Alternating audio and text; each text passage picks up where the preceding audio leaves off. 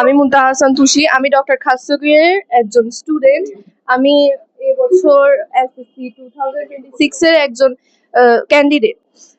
আমার স্যারের কথা আমি ফার্স্ট টাইম শুনছিলাম আমার ফ্রেন্ড মুনতাহা এর কাছ থেকে, এবং আমি ফার্স্ট একটু ইতস্তত বোধ করছিলাম নতুন একটা কোচিং এ ভর্তি হওয়ার জন্য, কিন্তু ফার্স্ট টাইম যখন আমি এই কোচিং এ আসি আমার স্যারের কথা অনেক আন্তরিক লাগে।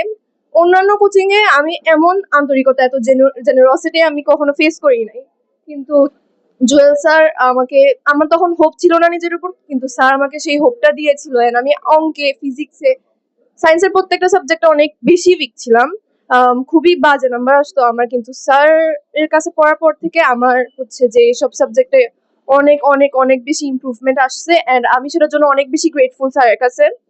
আর আমি আশা করি সবাই হচ্ছে যে এবার এসএসসি তে